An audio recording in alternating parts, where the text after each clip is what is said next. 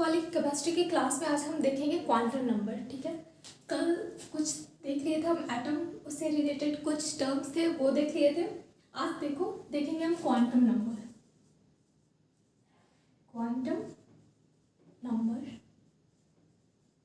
Number ना generally यदि simple language में कहो तो इलेक्ट्रॉन का ना एड्रेस बताता है। जैसे हम जहाँ रहते हैं, घर है हमारा, उसका नाम देते हैं ना। फिर जैसे मान लो घर, मैं अपने घर का नाम बताऊँ तो उसके लिए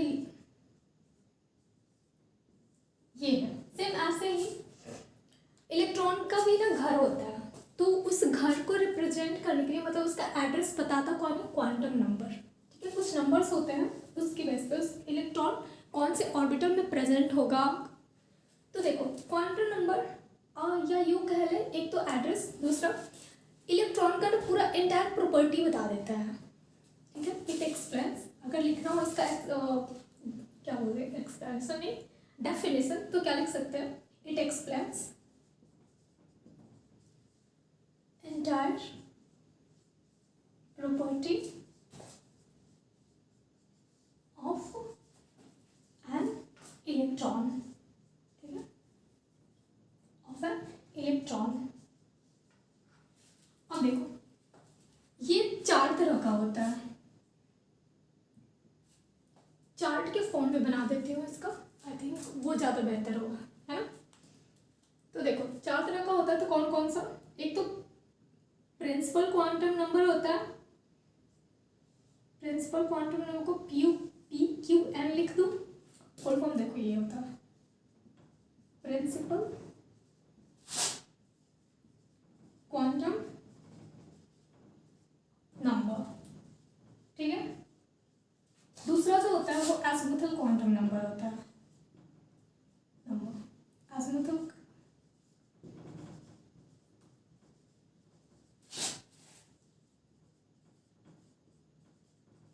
quantum number. Okay, third one is spin quantum number. Spin quantum number.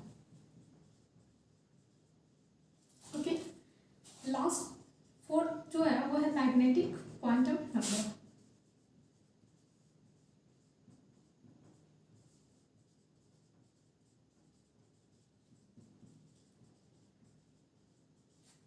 ठीक है, अब देखो शॉर्ट फॉर्म इस साइड लिखा हुआ है, अब फुल फॉर्म मतलब बोल रही थी पर होता क्या, उसका फुल फॉर्म लिखती, इसको मिटा देती हूँ। ठीक है, इसका हमें ज़रूरत नहीं है क्योंकि कोई एक ही लिख लेते हैं ना, तो शॉर्ट वाला तो लिखे ही है। इसके आगे अब देखो नेक्स्ट हम इसमें इसके कुछ न्यूमेरिकल वैल्यूज होते हैं, फिर ये एक्सप्लेन क्या करता है ये देखो, देखते हैं। ये तो टाइप हो गया। ओके, नेक्स्ट हम लिख देते हैं कि ये बताता किस चीज़ का है, मतलब एक्सप्लेन क्या करता है ये। तो देखो प्रिंसिपल क्वांटम नंबर जो है ना वो सेल को रिप्रेजेंट करता है। सेल, इसी को ऑर्बिट कह रहे थे हम, सेल कह रहे या फिर ऑर्बिट। एजिमुथल क्वांटम नंबर जो है वो बताता है कि उसके ऑर्बिटल के बारे में, कौन से ऑर्बिटल में है। प्रिंसिपल क्वांटम नंबर सेल के बारे में बता देगा, एजिमुथल क्वांटम नंबर जो है वो ऑर्बिटल के बारे में बताएगा। अब स्पिन जो है ना उसके ओरिएंटेशन के बारे में बताता है, ओरिएंटेशन के बारे में कि वो क्लॉकवाइज है या फिर एंटी क्लॉकवाइज है। देखो ये हो गया। अब हमारा फोर्थ जो है मैग्नेटिक क्वांटम नंबर, ये बताता है कि नहीं, एक मिनट, ओरिएंटेशन को ना मैग्नेटिक बताता है। ठीक है, उल्टा लिखती हूँ मैं। देखो ये स्पिन क्वांटम नंबर तो स्पिन बताएगा कि क्लॉकवाइज है, क्योंकि स्पिन 2 ही होता है, और क्लॉकवाइज एंटी क्लॉकवाइज उसको स्पिन कहते हैं। ठीक है, मैग्नेटिक को ओरिएंटेशन बताता है। ओरिएंटेशन वो भी किसका? तो ऑर्बिटल्स के। ठीक है, ऑर्बिटल का ओरिएंटेशन बताता है, और ये स्पिन किसका बताता है? इलेक्ट्रॉन का। ठीक है, उसके बाद देखो इसका एक्सप्लेनेशन देख लिया हम। नेक्स्ट देख लेते हैं कि इसका डिनोशन। ठीक, देखो डिनोट करते हैं इसको कैसे, डिनोशन लिखना है, डिनोशन। n से डिनोट करते हैं, अज़ीमुथल क्वांटम नंबर जो है उसको स्मॉल n से, स्पिन क्वांटम नंबर को स्मॉल s और मैग्नेटिक को स्मॉल n से। ठीक है, अब देखो कुछ इसके न्यूमेरिकल वैल्यूज है, न्यूमेरिकल वैल्यू। अब न्यूमेरिकल वैल्यू में क्या होगा, देखो n जो है ना,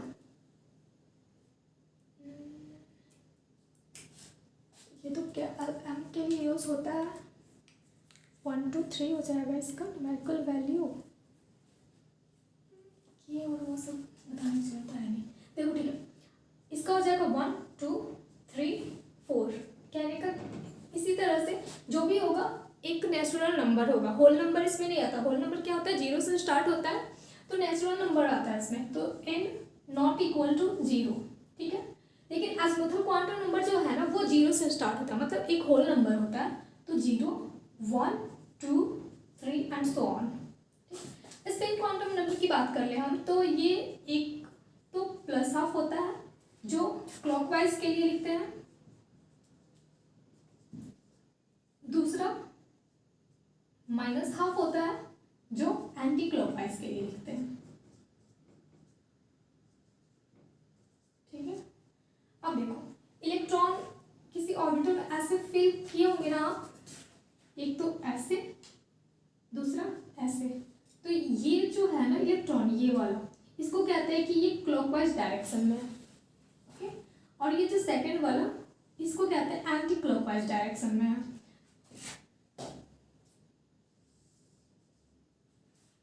ठीक है, अब देखो मैग्नेटिक क्वांटम नंबर के लिए क्या होता है,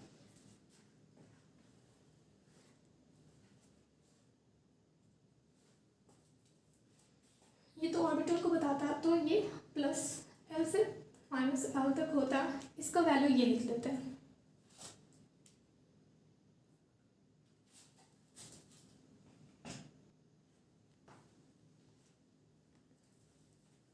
देखो 12 + 1 इसका फॉर्मूला है। ओके, इसको ऐसे भी लिख सकते हैं -L2 + L। ठीक है, अब देखो जो ये L है ना, इसका वैल्यू n-1 भी लिख सकते हैं, L = n-1। ये फॉर्मूला इस तरह से निकाल, और मान लो किसी एक के लिए प्रिंसिपल क्वांटम नंबर यदि 3 है ना, तो उसका अज़ीमुथल क्वांटम नंबर कितना आ जाएगा, 0 to n-1। ठीक है, अगर मान लो किसी का n का वैल्यू 3 होगा तो l कितना आ जाएगा, उसके लिए 0 होगा 1 होगा और 2 होगा, 3 नहीं होगा, क्योंकि 3 - 1 2 कर देंगे, ये हो गया उसका अज़ीमुथल क्वांटम नंबर का, इतना आ गया। और ये तो लिख ही लिए कि -L से +L का होता है। अब क्या बताना, अब इलेक्ट्रॉनिक कॉन्फ़िगरेशन देख लेते हैं। ठीक है, क्वांटम नंबर हम समझ गए, अब देख लेंगे हम इलेक्ट्रॉनिक कॉन्फ़िगरेशन। अब इलेक्ट्रॉनिक कॉन्फ़िगरेशन के लिए देखो एक ट्रिक भी है जो 11th क्लास में पढ़ना होता है।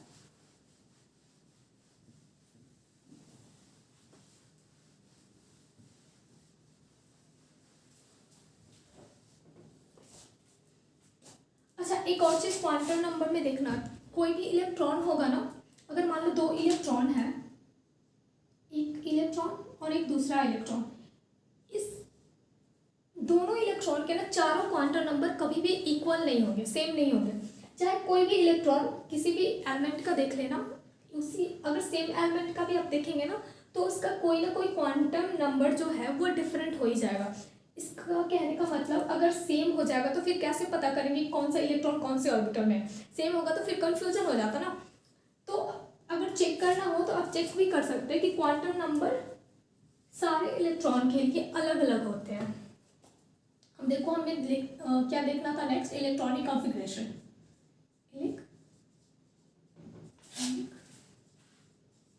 कॉन्फ़िगरेशन, इलेक्ट्रॉन जब फील करने की बारी आ गई ना, हमने ये तो पढ़ लिया ना कि ये जो न्यूक्लियस है उसके बाद सेल हो गया के, इसका वैल्यू एक होता है तो एक ही इसके पास सब सेल होगा या ऑर्बिटल होगा जिसका नाम देते हैं एस। फिर उसके बाद यहाँ पे एल था तो दो हो जाते थे इसके ऑर्बिटल्स एस और पी। तो अब देखो इलेक्ट्रॉन्स आएंगे ना, तो अब इलेक्ट्रॉन्स पहले कौन से ऑर्बिटल में जाएगा, ठीक है, तो ये 1s हो जाएगा, इसका वैल्यू 2 होता है तो 2s 2p ऐसे होगा।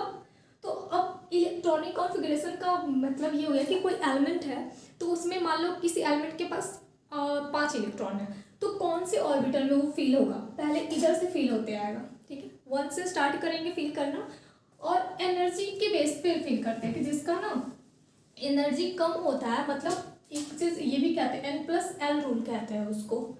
देखो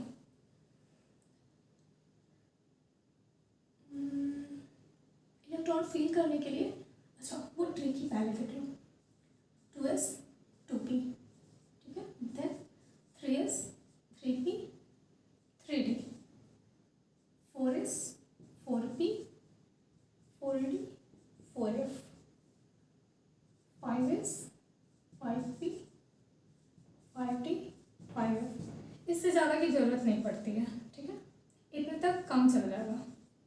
और ये 60, इसके आगे भी ऐड देखो एक इसका मतलब प्रिंसिपल क्वांटम नंबर 1 है, ये भी रुको बताएंगे। देखो एरो इस डायरेक्शन से इधर आ रहा है तो पहले क्या आया हमारे पास 1s है ना, फिर एरो एक देंगे 2s को क्रॉस कर रहा है तो उसके बाद फिल करेंगे कौन सा ऑर्बिटल 2s वाला, फिर एरो इधर से क्रॉस करेंगे, इधर से चल के इधर आया तो 2s के बाद अगेन यहाँ गए हम, कौन सा आया 2p आया ना, 2p लिख देंगे, उसके बाद 2p के बाद 3s आया है, 3s लिख देंगे।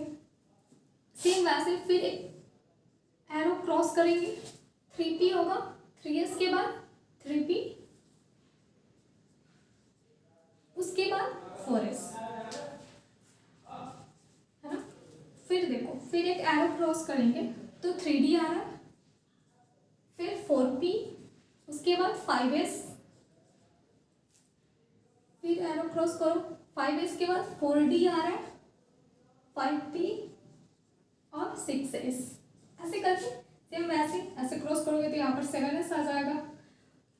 देखो एक चीज, अगर जो बोर दिए थे मतलब उनका जो बोर मॉडल है एटम को लेकर, तो उसमें क्या था, पहले 1s आ रहा था, ब्रांड है ना अभी न्यूक्लियस, उसके बाद 1s था क्योंकि ये k था ना तो इसका न्यूमेरिकल वैल्यू 1 था तो 1s आया था, उसके बाद l था तो 2 था, उसके बाद 2s 2p था, ऐसे ही आया था ना, s और p दोनों आ गए थे तो 2s और 2p, तो 1s के बाद 2s था और 2p, ठीक है, फिर उसके बाद देखो 3 आएंगे, पहले में 1 2, इस बार 3 आया तो कौन सा 3s 3p 3d, ठीक है, 3s 3p 3d। ऐसे देखेंगे यदि हम तो ऐसा दिख रहा है ना कि 1s ऐसे होगा, 3s के बाद 3p हुआ फिर 3d हो जाएगा, लेकिन यहाँ चेक करो तो 3d से पहले 4s आ जा रहा है।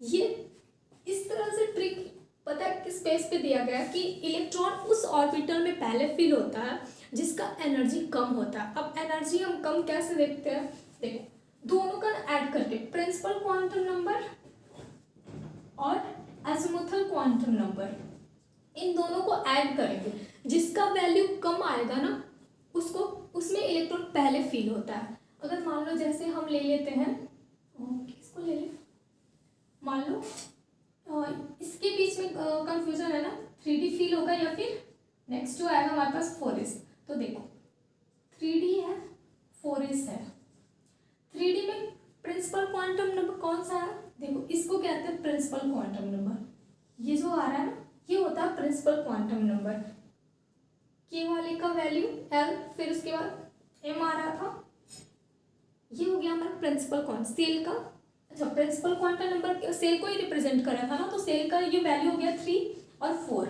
अब उसके बाद एजिमुथल क्वांटम नंबर किस चीज़ को रिप्रेजेंट कर रहा था, ऑर्बिटल्स को। ऑर्बिटल्स क्या क्या मतलब वही सबसे, तो ऑर्बिटल्स कौन से है, ये है 1s 2s 2p वाले।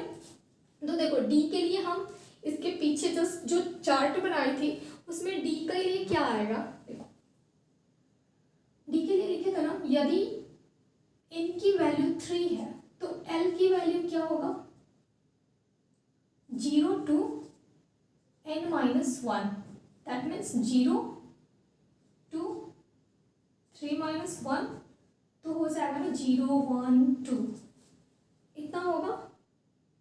ठीक है, अब देखो 0 होता है किसके लिए, इसे मिटा देती हूँ। ठीक है, अब देखो 0 जो यूज करते हैं ना वो s के लिए यूज करते हैं, p के लिए 1, d के लिए 2। ओके, तो देखो d के लिए क्या वैल्यू आ रहा है, 2 आ रहा है, ऊपर नीचे कर दे, देखो s यहाँ हो जाएगा 0 ये। ठीक है, अब सही है। तो देखो s के लिए 0, p के लिए 1, d के लिए 2, तो d के ये हो गया हमारा principal quantum number plus d का 2 आएगा, टोटल 5। वही अगर हम s ये 4s के लिए देखेंगे तो प्रिंसिपल क्वांटम नंबर क्या आ गया 4, और एजिमुथल क्वांटम नंबर s के लिए क्या है 0 है, तो 0 क्या आया 4।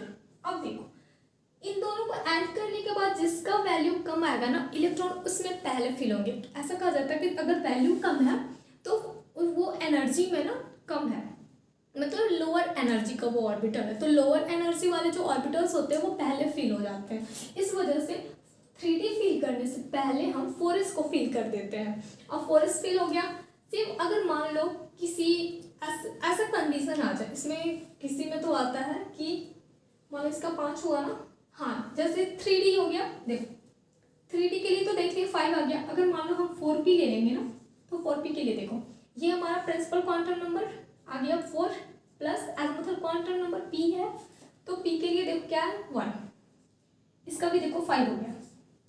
अब यहाँ पे तो कंफ्यूजन आएगा ना कि अब इसमें से किसको फिल करें, दोनों का वैल्यू तो सेम आ गया, 5 3D के लिए भी है और 5 4p के लिए भी है। तो जिसका प्रिंसिपल क्वांट, अब ऐसा सिचुएशन जब क्रिएट होता है ना तो ऐसा करते हैं, प्रिंसिपल क्वांटम नंबर फिर उसको प्रेफरेंस देते हैं। अगर जिसका ये प्रिंसिपल क्वांटम नंबर कम होगा तो उसको पहले फिल कर देते हैं। अब प्रिंसिपल क्वांटम नंबर किसका कम है 3D का, तो इसको पहले फिल कर देते हैं 4p से पहले। ठीक है, समझ आ गया होगा कि क्यों ऐसे फिल करते हैं। अब देखो इतना सारा याद तो नहीं रहेगा ना, प्रिंसिपल क्वांटम नंबर ऐड करो, फिर एजिमुथल क्वांटम नंबर ऐड करो, फिर याद रखो कि इसका ये वो ऐसे है। देखो इलेक्ट्रॉनिक कॉन्फ़िगरेशन जब बनाते हैं ना तो इतना सारा चीज़ एक बार में तो याद रहेगा नहीं, इसी वजह से ये एक तरह का ट्रिक भी दे दिया गया है। 11th क्लास में ये पढ़ना होता है, तो बस ध्यान में रखना कि वननेस, अच्छा क्यों फील होता है ये तो पता होना चाहिए। अब केमिस्ट्री के स्टूडेंट है, इतना तो पता होना चाहिए ना कि क्यों ऐसा करते हैं। अभी इलेक्ट्रॉनिक कॉन्फ़िगरेशन के लिए इतना याद रखना कि ये वाला यूज़ करते हैं, इस तरह से ये ट्रिक भी याद रख लेना और वो सारी चीज़। ठीक, अब देखो चलो इलेक्ट्रॉनिक कॉन्फ़िगरेशन हो गया, तो अब इलेक्ट्रॉन्स की फीलिंग करना सीखते हैं हम। अब इसे मिटा देते हैं।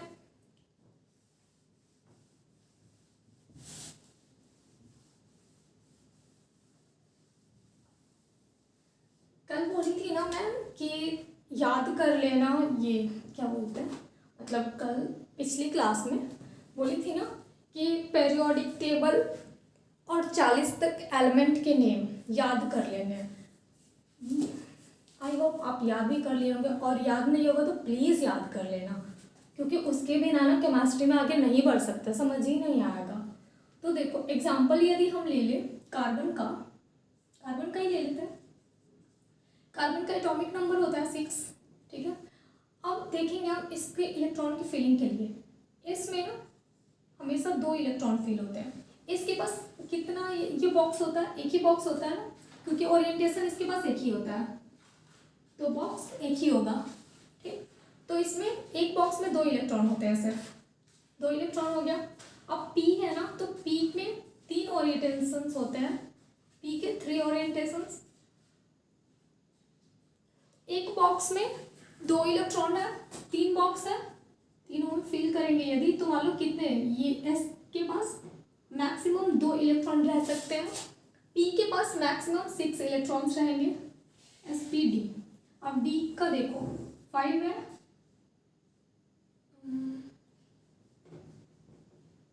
डी में 5 बॉक्स होते हैं, इसके पास मैक्सिमम 10 इलेक्ट्रॉन्स रह सकते हैं। ठीक है, फिल करके देख लेना, 2 4 6 8 10। सेम वैसे एफ की बात करेंगे हम, तो एफ में 7 होते हैं, 7 बॉक्सेस होते हैं, 7 इंटू 2 14 इलेक्ट्रॉन्स। मैक्सिमम इलेक्ट्रॉन की फिलिंग्स देखो इतनी ही हो सकती है, डी ऑर्बिटल होगा तो 10, पी ऑर्बिटल होगा तो 6, एस होगा तो 2, सेम वैसे ही एफ होगा तो 14। ओके, अब देखो कार्बन का 6 इलेक्ट्रॉन है, तो फील ऐसे करते जाएंगे ना, तो पहले क्या आएगा 1s, और एस में कितने इलेक्ट्रॉन्स हो सकते हैं 2, चलो इसमें 2 डाल दिए, सिर के ऊपर लिखते हैं इसको, ठीक है, मतलब सुपरस्क्रिप्ट में 2 लिखते हैं इलेक्ट्रॉन। अब उसके बाद क्या, कौन सा ऑर्बिटल आ रहा है हमारा, 2s आ रहा है, 2s लिख देंगे यहाँ पे। अब एस ये भी है ऑर्बिटल, तो इसमें कितने इलेक्ट्रॉन होंगे, एस में 2 ही होंगे, 2 हो गया। देखो कितने इलेक्ट्रॉन हमने फिल कर लिए, 4, 2 1s में, 2 2s में, 4 फिल कर लिए। अब इलेक्ट्रॉन कितने और रह गए, 2 और, 6 ही फिल करना है ना हमें, तो 2 4 तो कर लिए, 2 और रह गया, तो मतलब 2p। नेक्स्ट 2p है, 2p में 2 इलेक्ट्रॉन आ जाएंगे। ठीक, अगर इसके लिए ऑर्बिटल बनाना चाहो तो क्या होगा, अगर देखोगे तो 1s का ऐसा, 2s में भी 2 इलेक्ट्रॉन है, और ये 2p बनाएंगे हम, तो 2 इलेक्ट्रॉन इसमें भी आएगा। देखो अच्छा, इलेक्ट्रॉन फिलिंग के टाइम ना, ये फिलिंग का एक और रूल है कि कैसे फिल करते हैं। यहाँ तक तो सेम है, देखो मतलब सिंपल है यहाँ तक, तो इसको मिटाती हूँ,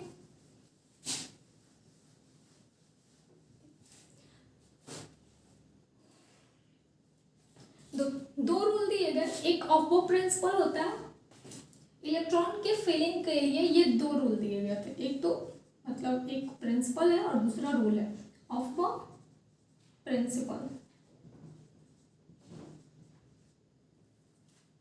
इसमें कहा गया कि इलेक्ट्रॉन पहले, अच्छा इसमें तो एक ही है तो इसको छोड़ देते हैं, पी में समझो क्या कहता है ये,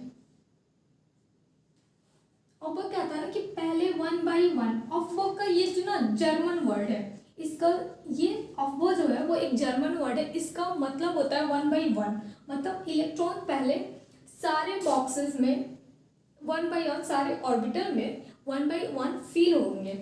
ठीक है, एक इसमें आ गया तो दूसरी बार जो इलेक्ट्रॉन होगा इसमें आएगा, फिर इसमें आएगा। ऐसा नहीं होगा कि 2 इलेक्ट्रॉन है तो दोनों इसमें फील हो जाए और इन दोनों में ना जाए, पहले 1/1 ये फील होगा। ठीक है, फिर पेयरिंग के लिए बात आती है ना, तो उसके लिए हुंड्स रूल आया, मतलब ये दोनों साइंटिस्ट है या फिर इनका नहीं पता, हुंड का मुझे पता है, ये साइंटिस्ट है। ऑफ वो ये तो जर्मन वर्ड है, हो भी सकता है नाम भी होगा, देखो तो खैर नाम पे तो हमें जाना नहीं है। हुंड्स रूल जो है ना, ये इन्होंने कहा, इसने बताया पेयरिंग ऑफ इलेक्ट्रॉन,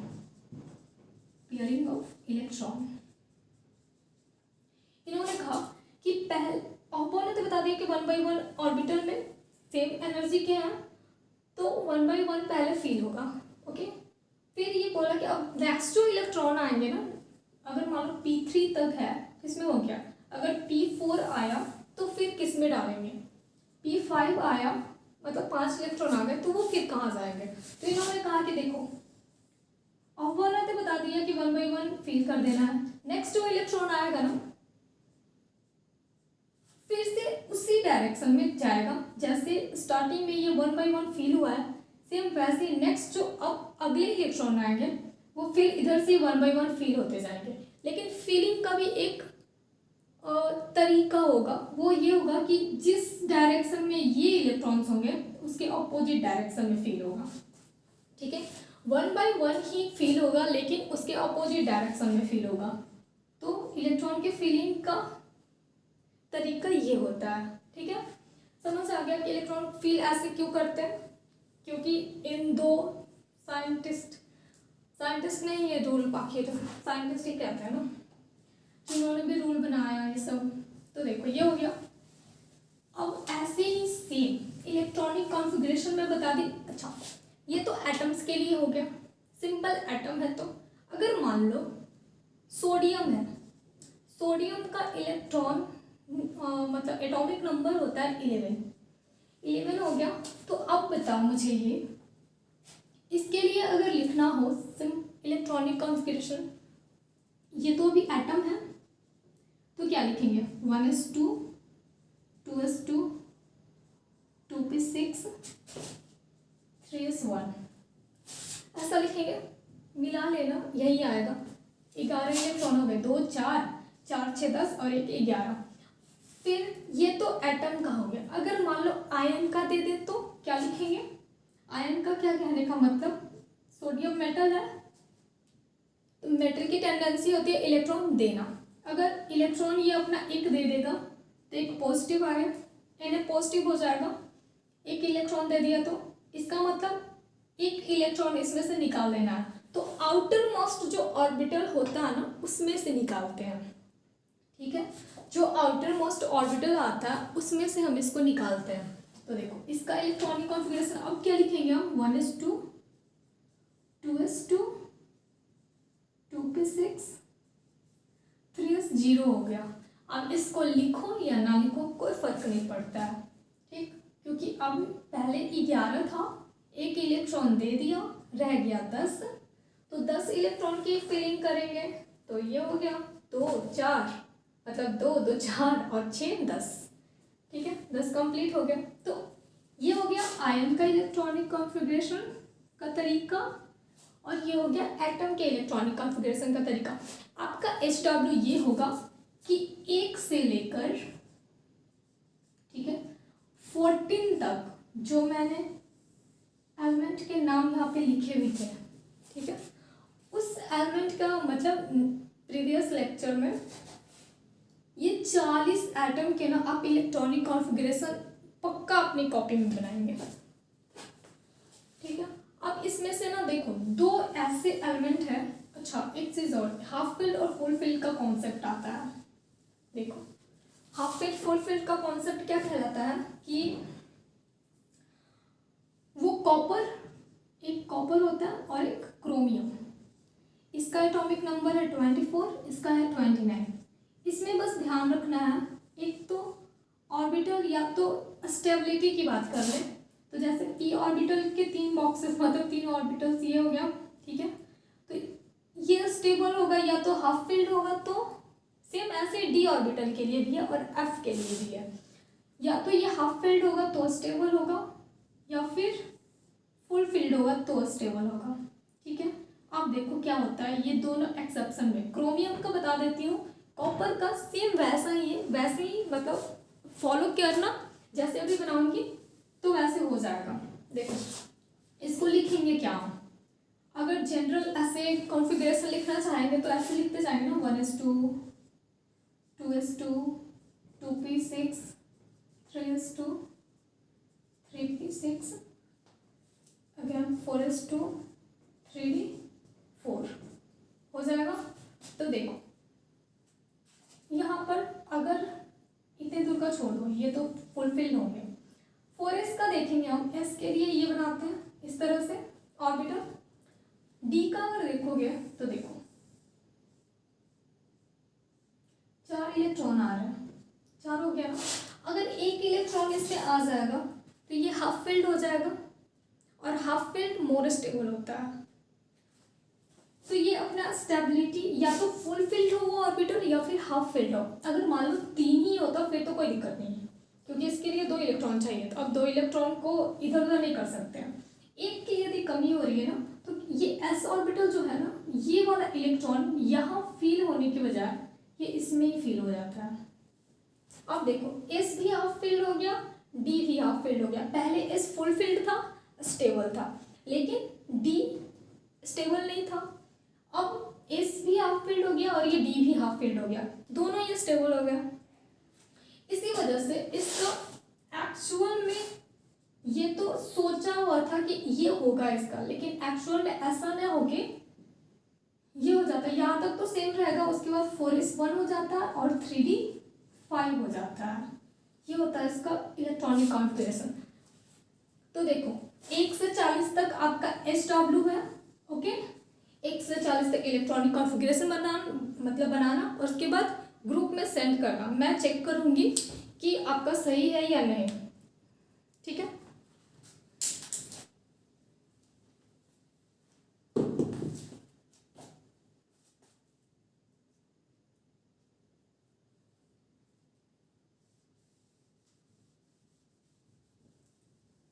और जरूरी से बनाना है, ऐसा ना कि कह देना कि बिजी हो गए थे नहीं बना, बनाना तो है,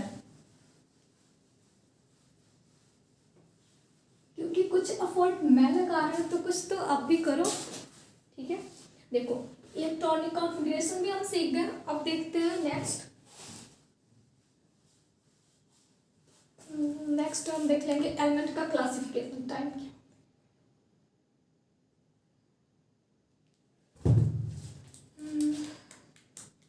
इतना रहने दे क्या,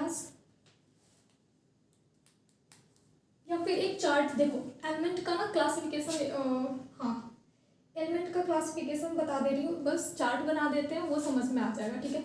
देखो एलिमेंट का क्लासिफिकेशन ऑफ एलिमेंट लिख लेते हैं, हेडिंग डालो क्लासिफिकेशन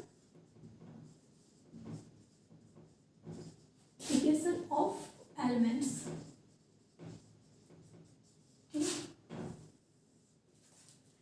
एलिमेंट का क्लासिफिकेशन करने का अलग अलग एलिमेंट्स, ठीक है। देखो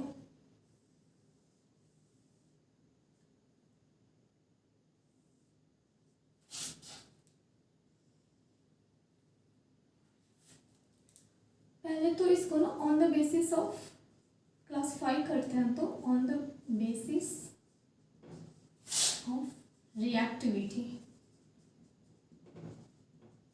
ठीक है।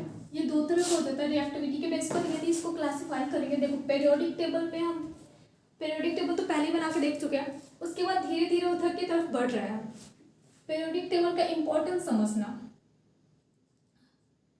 देखो हमें 0 से स्टार्ट करके CSIR नेट तक पहुंचना है, तो इस वजह से जल्दी जल्दी कॉन्सेप्ट अगर नहीं ग्रैब करते जाओगे ना, मतलब कॉन्सेप्ट में पकड़ नहीं बनेगी तो फिर नहीं होगा, क्योंकि CSIR नेट खुद में बहुत उसका ना जो सिलेबस है वो वास्ट है, तो पहले तो उसको भी कंप्लीट करना है, लेकिन उसके पहले ही बेसिक अपना कंप्लीट करना है। तो देखो इसके बेस पर एक तो एक्टिव एलिमेंट्स होते हैं, दूसरा जो है वो पैसिव एलिमेंट्स, ठीक है। इंग्लिश ग्रामर जब पढ़ेंगे उसमें पढ़ रहे होंगे ना एक्टिव वॉइस पैसिव वॉइस, वो नहीं है। मतलब देखो इसमें सिर्फ पैसिव वॉइस वो हो गया ना, रिएक्टिविटी के बेस पे हम क्लासिफाई कर रहे हैं, तो जो एलिमेंट्स रिएक्टिव हो मतलब रिएक्शन में पार्टिसिपेट करेंगे तो उसको कह देते हैं एक्टिव एलिमेंट्स, और जो रिएक्शन में पार्टिसिपेट नहीं करते तो उसको कह देते हैं पैसिव एलिमेंट्स। अब 18th ग्रुप देखना, वो क्या होता है पीरियोडिक टेबल में 18th ग्रुप सबसे लास्ट में इधर आता है, राइट साइड में सबसे लास्ट में। तो 18th ग्रुप में ना सिर्फ एक जेनॉन है जिसके कंपाउंड मिले हुए हैं, वो भी सिर्फ फ्लोरीन और ऑक्सीजन के साथ। तो जनरली इसमें लिख सकते हैं हीलियम एंड नियॉन, ठीक है। क्रिप्टॉन भी है, इन दोनों को मतलब 2 और 1 क्रिप्टॉन भी लिख लो, क्योंकि उसका भी नहीं मिला है कंपाउंड, वो भी नहीं है, रिएक्शन में पार्टिसिपेट करता है नहीं करता, ठीक है। देखो तो इन्हें छोड़ के ना बाकी जितने एलिमेंट्स हैं वो एक्टिव होंगे पीरियोडिक टेबल में, जितने भी एलिमेंट्स हैं। एक चीज़ और, वो रेडियो एक्टिव एलिमेंट्स को छोड़ के जनरली हम बात करेंगे सिर्फ वो S ब्लॉक, P ब्लॉक और D ब्लॉक में जो मेटल है रेडियो एक्टिव वाले नहीं, उनको हटा देते हैं। देखो क्योंकि उनसे रिएक्शन होता है पर हमें नहीं पढ़ना। एक तो हो गया रिएक्टिविटी के बेस पे, दूसरा हम ले लेते हैं ट्रांजिशन के बेस पे, ऑन द बेसिस ऑफ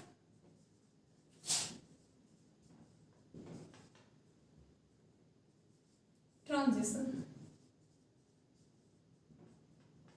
अब ट्रांजिशन के बेस पे हम बांट सकते हैं इसको, पहला सिंपल ट्रांजिशन,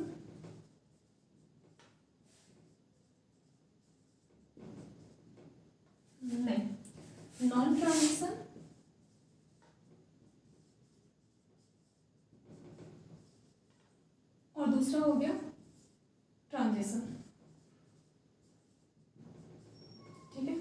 अब ये जो है ना नॉन ट्रांजिशन, ये एस ब्लॉक और पी ब्लॉक वाले को कहते हैं एलिमेंट को, ठीक है, लिख देते हैं।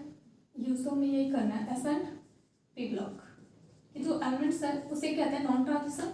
और ट्रांजिशन में भी दो है, एक सिंपल ट्रांजिशन जो है, सिंपल ट्रांजिशन, और दूसरा है inner transition.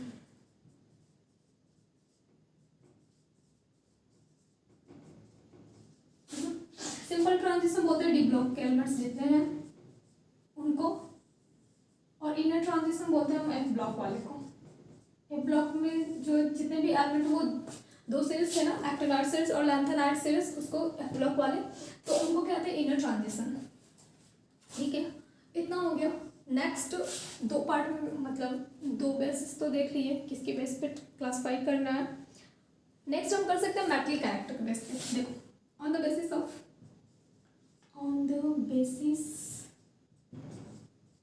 metallic character, metallic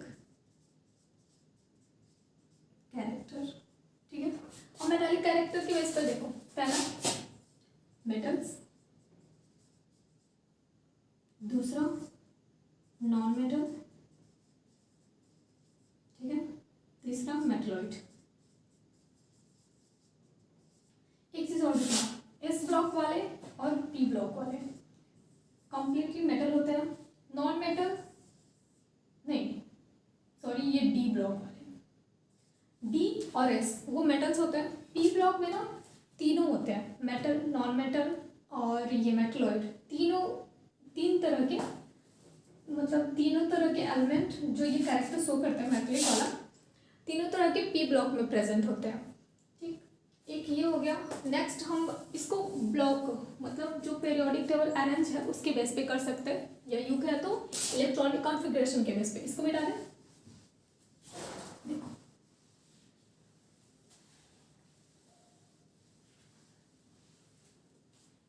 तीन देख लीजिए। चौथा जो कैरेक्टर का बेसिस है वो है ऑन द बेसिस ऑफ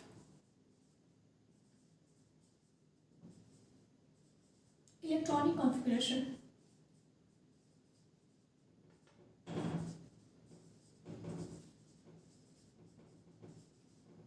अब इलेक्ट्रॉनिक कॉन्फ़िगरेशन के बेस पर ही देखो क्या गया, अगर इस ब्लॉक मतलब कॉन्फ़िगरेशन कर रहा है, किसी भी एलिमेंट का इलेक्ट्रॉनिक कॉन्फ़िगरेशन हम लिख रहे हैं और उसका जो लास्ट इलेक्ट्रॉन जिस ऑर्बिटल में फील होगा ना, बस उसको उसी ब्लॉक में डाल दिया गया है। जैसे इस ब्लॉक की हम बात करें, पहला इस ब्लॉक, तो इस ब्लॉक में जितने भी एलिमेंट्स हैं ना, आप उसका इलेक्ट्रॉनिक कॉन्फ़िगरेशन यदि रैंडमली भी किसी का भी उठा के देखेंगे तो उसका जो लास्ट वाला इलेक्ट्रॉन है वो एस ऑर्बिटल में जाके फील होता है, इस वजह से उसको एस ब्लॉक में डाला हुआ है। ठीक, दूसरा देखेंगे आप पी ब्लॉक, सेम वैसे ही पी ब्लॉक में जितने भी एलिमेंट्स है ना, उसका लास्ट वाला इलेक्ट्रॉन जो है वो पी ब्लॉक मतलब पी ऑर्बिटल में जाके फील होता है। वैसे ही 2 के बाद 3 और डी ब्लॉक के लिए भी वही कहानी है। सेम वैसे एफ ब्लॉक का भी कहानी वही है, जो लास्ट इलेक्ट्रॉन होता है वो एफ ब्लॉक में जाके फील होता है और डी वाले में डी ब्लॉक मतलब डी ऑर्बिटल में जाके फील होता है। ठीक है, इतना हो गया। अब क्लासिफिकेशन बता दी। अब देखो पीरियोडिक मतलब कुछ पीरियोडिक टेबल जो है ना, उसकी कुछ प्रॉपर्टीज होते हैं, वो नेक्स्ट टाइम बताऊंगी। ठीक है, अभी के लिए इतना रहने देते हैं।